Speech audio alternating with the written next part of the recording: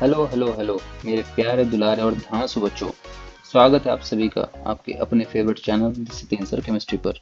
अरे class 11th वालों, दिल थाम के बैठो। आज हम शुरू करने जा रहे हैं आपके चैप्टर 1 का सबसे धमाकेदार और आग लगाने वाला part 6, chemical reactions and stoichiometric calculations. बच्चों, डर लगता है ना इस टॉपिक से? स्टोइकोमेट्री के नाम सुनते ही दिमाग की दही हो जाती है ना? पर फिक्र नहीं करने का। आज आपका सत्येंद्र सर इस पूरे टॉपिक को आपके दिमाग में ऐसे फिट करेगा कि आप बोलोगे, अरे सर ये तो हलवा था। प्योर एनसीईआरटी बेस्ड एक्सप्लेनेशन होगा, एकदम इजी कॉन्सेप्ट्स इन इंग्लिश, बिल्कुल बोर्ड एग्जाम फोकस्ड, ताकि आपका बेस क्लास 11th के लिए 100% स्ट्रांग हो। तो चलिए बिना किसी देरी के शुरू करते हैं। लेकिन रुकिए, आगे बढ़ने से पहले अगर आपने अभी तक चैनल को सब्सक्राइब नहीं किया है तो तुरंत वो वाला लाल वाला बटन दबाइए और घंटी बेल आइकन को खड़खड़ा दीजिए, क्योंकि यहाँ केमिस्ट्री रटी नहीं दिमाग में उतारी जाती है। चलो चलो भाई, सबसे पहले मुद्दे पर आते हैं। Topic number 6, what is chemical reaction. Definition क्या कहती है? A chemical reaction is a process in which one or more substances, that is reactants, are transformed into new substances products with different chemical and physical properties. आसान भाषा में समझो बच्चों, जब पुराने रिश्ते टूटते हैं और नए रिश्ते बनते हैं, इनकी प्रॉपर्टीज बिल्कुल बदल जाती है, उसे केमिकल रिएक्शन कहते हैं। इसका जनरल फॉर्म होता है रिएक्टेंट्स चेंज इनटू प्रोडक्ट्स। जो रिएक्शन में हिस्सा लेने आए हैं वो हैं रिएक्टेंट्स, और जो नया दूल्हा बन के निकला वो है प्रोडक्ट। जैसे एग्जांपल देखो, 2H2 plus O2 gives to 2H2O। Hydrogen gas है, ऑक्सीजन गैस है, दोनों आग लगाने पर और भड़कने का काम करती हैं। पर जब दोनों मिलकर H2O बनाते हैं तो बच्चों पानी आग को बुझा देती है। देखा, प्रॉपर्टीज बिल्कुल डिफरेंट हो गई। अब आते हैं point number 2, chemical equations representation. हम केमिस्ट्री वाले बड़े आलसी होते हैं बच्चों, पूरी कहानी नहीं लिखते। रिप्रेजेंटेशन के 3 तरीके हैं। वर्ड इक्वेशन, सीधे नाम लिखो। Hydrogen plus oxygen gives to water. Formula skeleton equation, इनके सिंबल लिखो। H2 प्लस O2 H2O, पर ये बेचारी अभी कंकाल स्केल्टन है, अनबैलेंस्ड है। तो बैलेंस केमिकल इक्वेशन क्या होगी? 2H2 plus O2 2H2O। अब आप बोलोगे सर ये बैलेंस क्यों किया? सुनो बच्चों, बैलेंस्ड इक्वेशन में जो कोफिशिएंट्स आगे आगे वाले नंबर्स होते हैं वो पूरे के पूरे होल नंबर्स होते हैं, और इनको ऐसे चुना जाता है ताकि number of atoms of every element दोनों साइड्स पर सेम रहें। क्यों? क्योंकि हमें ओबे करना है law of conservation of mass. Mass को ना तो बना सकते हैं ना मिटा सकते हैं। जितना माल लेफ्ट में उतना ही माल राइट में होना चाहिए। मजा आ रहा है ना? तो बिना कंजूसी किए फटाफट से नीचे जाके सब्सक्राइब दबा दो ताकि अगला स्लाइड मिस ना हो।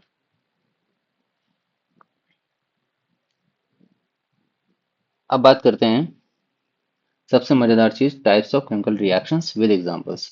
दिल थाम के बैठना, यहाँ बिल्कुल बॉलीवुड चलेगा। पहला है कॉम्बिनेशन सिंथेसिस रिएक्शन। तो डिफिनेशन क्या है? Two or more substances combine to form one product. इसका फंडा है A plus B gives to AB।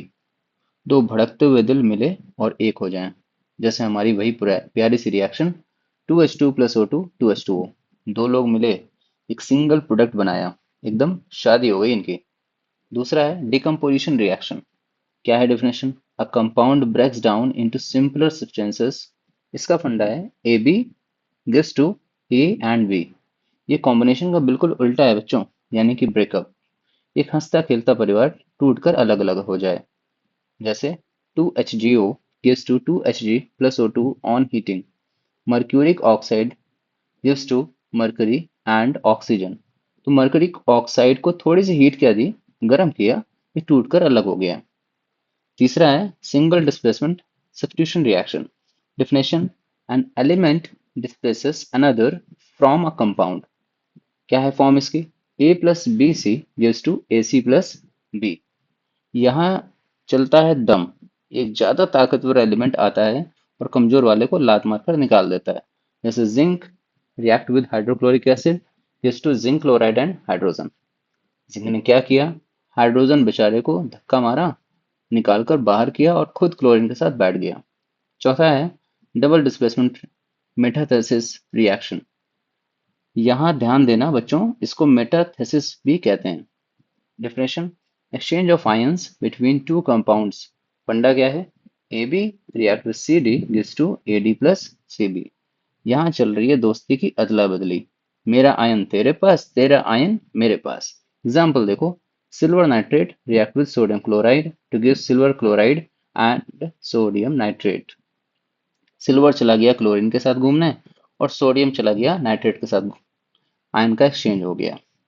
अरे, आयन एक्सचेंज बाद में करना, पहले वो सब्सक्राइब का बटन एक्सचेंज करो अपने क्लिक से। चलो अब बाकी के चार टाइप्स भी खत्म करते हैं। पांचवा है redox oxidation reduction reaction. Definition क्या है? Involves electron transfer, oxidation number increases, reduction number decreases. यहाँ इलेक्ट्रॉन का लेना देना होता है बच्चों, एक का ऑक्सीडेशन नंबर बढ़ेगा, दूसरे का घटेगा। For example, iron react with oxygen gives to iron oxide. या हमारा आयरन Fe बेचारा ऑक्सीडाइज हो गया है, इसका पूरा बड़ा चैप्टर है जो आगे पढ़ेंगे। छठा है combustion reaction. Definition, rapid reaction with oxygen usually producing heat and light. सीधे शब्दों में आग लगा देना, जब कोई चीज ऑक्सीजन के साथ तेजी से रिएक्ट करके ढेर सारी गर्मी और रोशनी देती है। फॉर एग्जाम्पल, हमारी मीथेन गैस CH4 का combustion, methane react with oxygen gives to carbon dioxide and water. घर का सिलेंडर जलते ही यही रिएक्शन होती है बच्चों। सातवां है एसिड वेट न्यूट्रलाइजेशन रिएक्शन। ये तो सबका फेवरेट है।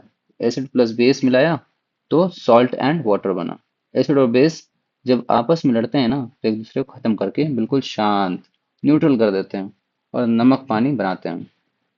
For example, hydrochloric acid react with sodium hydroxide gives to sodium chloride and water. खतरनाक HCl हाइड्रोक्लोरिक एसिड मिला खतरनाक सोडियम हाइड्रोक्साइड बेस से और बन गया घर में खाने वाला नमक, सोडियम क्लोराइड और पानी। आठवां है प्रेसिपिटेशन रिएक्शन। क्या है definition? Two soluble salts react to form an insoluble solid called precipitate। दो घुलने वाले बढ़िया सॉल्ट्स को मिलाओ और रिएक्शन के बाद एक खुर्दा घुलनशील सॉलिड नीचे बैठ जाता है, जैसे स्क्रीन पर इस बीकर में दिख रहा है। For example, barium chloride react with sodium sulphate gives to barium sulphate plus sodium chloride. ये जो बेरियम सल्फेट के साथ S लिखा है ना बच्चों, यही वो प्रेसिपिटेट है जो नीचे दही की तरह बैठ जाता है। मजा आ रहा है ना कॉन्सेप्ट में? तो जल्दी से चैनल को सब्सक्राइब करो और दोस्तों के साथ शेयर करो। अब आते हैं उस मुद्दे पर जहां बच्चे अक्सर गलती करते हैं, बैलेंसिंग केमिकल इक्वेशंस। सबसे पहले सवाल, वाई? हम बैलेंस को क्यों करते हैं? हम बैलेंस क्यों करते हैं? Simple answer, to obey conservation of atoms and mass. कुदरत का नियम फॉलो करने के लिए। अब इसके मेथड्स देख लो। पहला, इंस्पेक्शन मेथड, जिसे हम हिट एंड ट्रायल या तुक्का मार मेथड भी कहते हैं। ये सबसे कॉमन है सिंपल इक्वेशंस के लिए।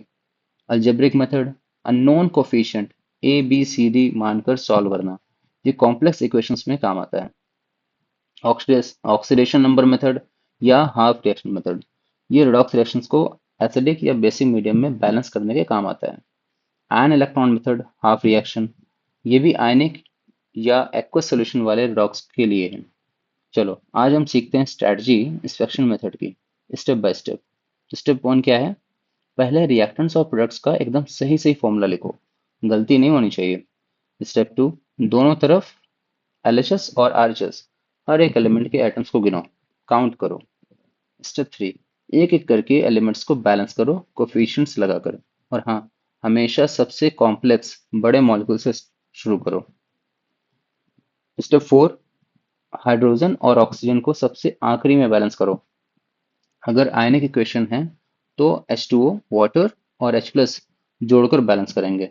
स्टेप 5, आखिरी में चेक करो कि सारे कोफिशिएंट्स अपने लोएस्ट होल नंबर रेशियो में है या नहीं। ऐसा ना हो कि सब 2 से कट रहे हों और आपने वैसे ही छोड़ दिया। सत्येंद्र सर की क्लास में डर मना है, नीचे जाओ और अभी सब्सक्राइब करो। चलो चलो बच्चों, अब ज्ञान तो बहुत ले लिया, अब थोड़ा हाथ साफ करते हैं न्यूमेरिकल्स पर।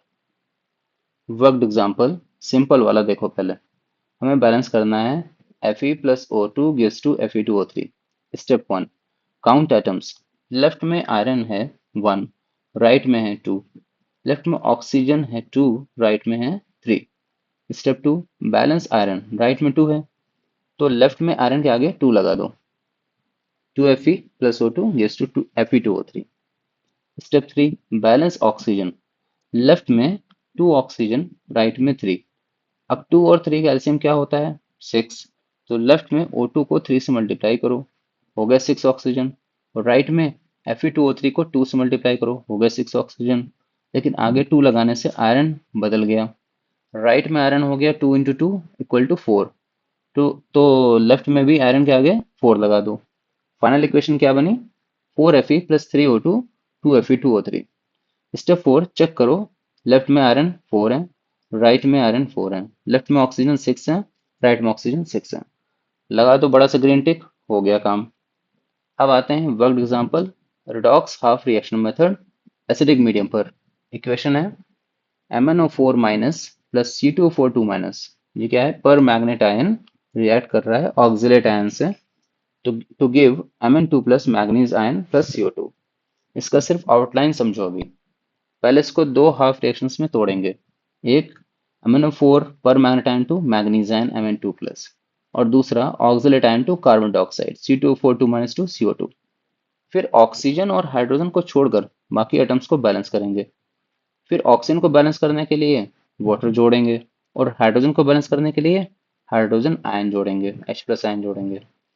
फिर इलेक्ट्रॉन्स जोड़कर दोनों तरफ के चार्ज को बराबर करेंगे और दोनों रिएक्शंस को जोड़ देंगे। एक बात नोट रखना, इसका full step by step calculation आगे हायर लेवल रिडॉक्स रिएक्शन में आएगा, पर क्लास 11 के अवेयरनेस के लिए ये आउटलाइन दिमाग में रखना जरूरी है। तो रिडॉक्स रिएक्शन का चार्ज बराबर होना हो, आपको और मेरा रिश्ता बराबर होना चाहिए। सब्सक्राइब दबा दो जल्दी से, ठीक है? चलो, अब आ गया इस चैप्टर का महाराजा, यानी कि स्टोक्योमेट्री। नाम बड़ा है पर डरने का नहीं। डेफिनेशन सुनो। Stoichiometry is the quantitative relationship between amounts, moles, mass, volume, particles of reactants and products in chemical reactions based on the balance equation।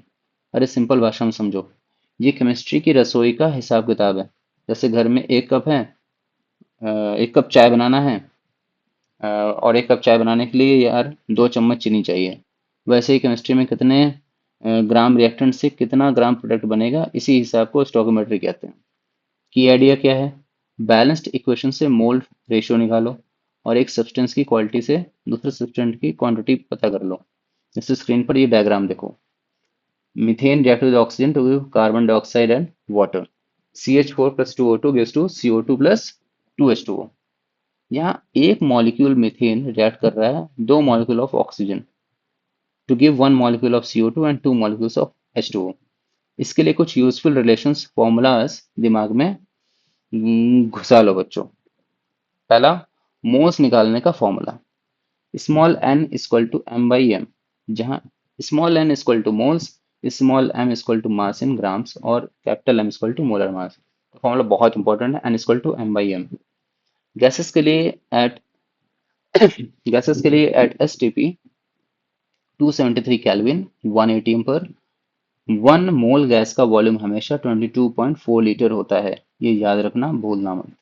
Number of particles n निकालना हो तो capital N equal to small n into Na, जहाँ Na क्या है? Avogadro number 6.022 10 to the power 23। Mole ratio from coefficient निकालना है।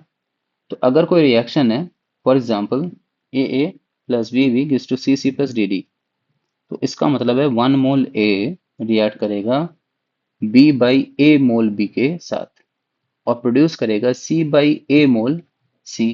बस यही सिंपल यूनिटरी मेथड लगाना है। फॉर्मूला याद हो गया है ना? जल्दी से चैनल को सब्सक्राइब भी कर लो। चलो अब करते हैं धांसू वाले detailed solve examples step by step. Paper pen निकाल लो सब लोग। चलो, example 1, mass to mass calculation.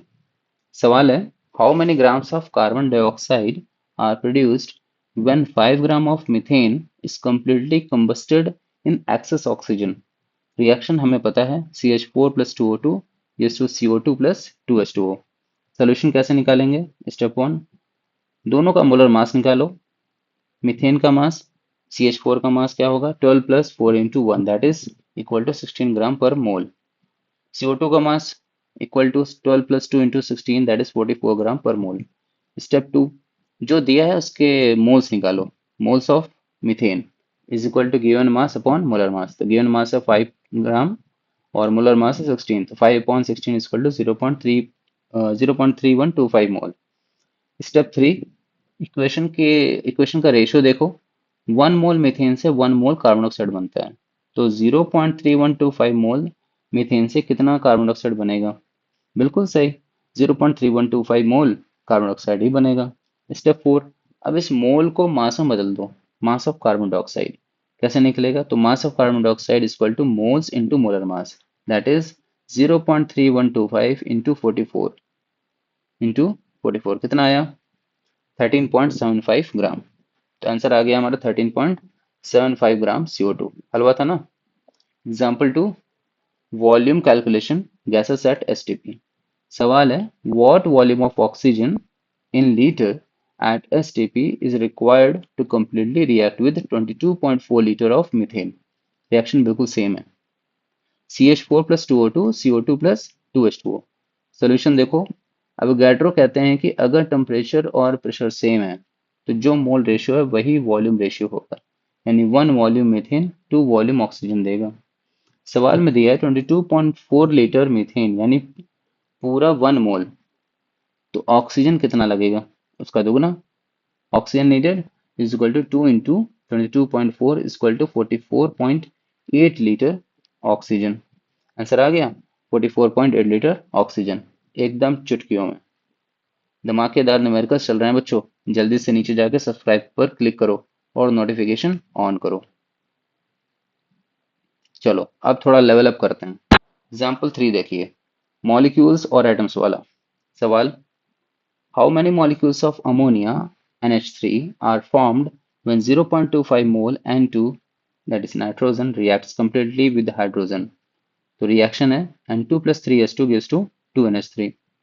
Solution, equation देखो, 1 मोल नाइट्रोजन से 2 मोल अमोनिया बनती है, तो हमारे पास 0.25 मोल नाइट्रोजन है, तो अमोनिया के मोल्स कितने हो जाएंगे?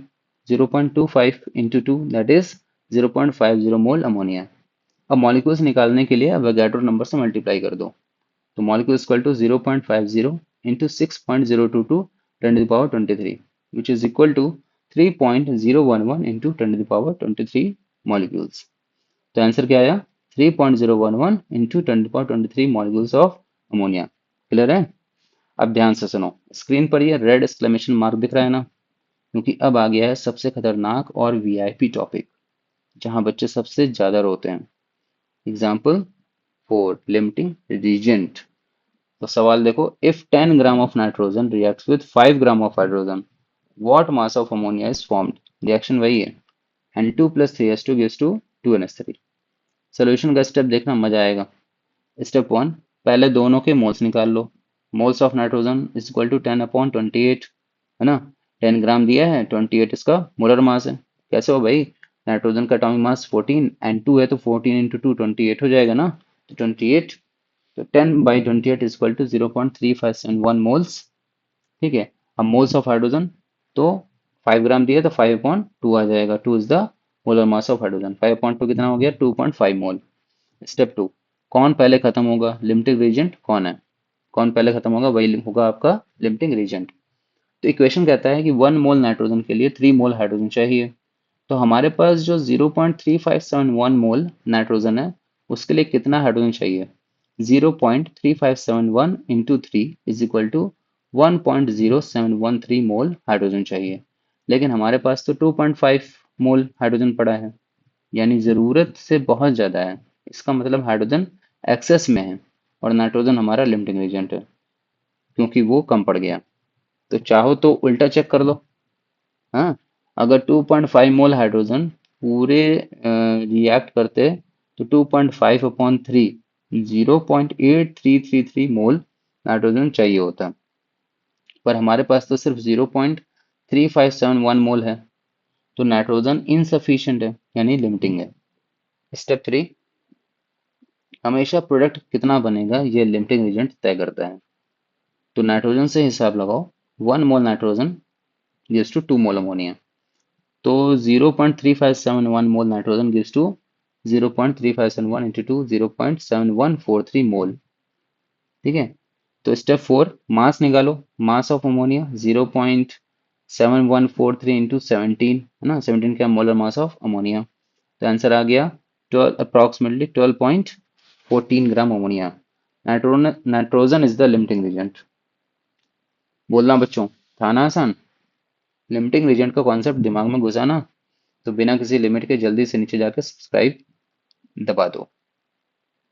चलो बच्चों, अब पूरे सेशन को एकदम रैप अप करते हैं एक जबरदस्त फाइनल कॉन्सेप्ट के साथ। लिमिटिंग रीजेंट की प्रिसाइज डेफिनेशन दिमाग में फिट कर लो एग्जाम के लिए। The reactant that is completely consumed first and hence limits the amount of product formed। जो शादी में सबसे पहले रसगुल्ला खत्म हो जाता है ना, वही लिमिटिंग रीजेंट है। इसको निकालने का प्रोसीजर मैंने अभी आपको स्टेप बाय स्टेप समझाया।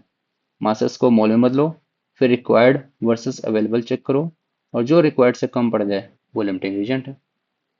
और एक धांसू सत्येंद्र सर का टिप जो ग्रीन में हाईलाइटेड है, आप चाहो तो दोनों रिएक्शन से अलग अलग प्रोडक्ट का अमाउंट निकाल लो।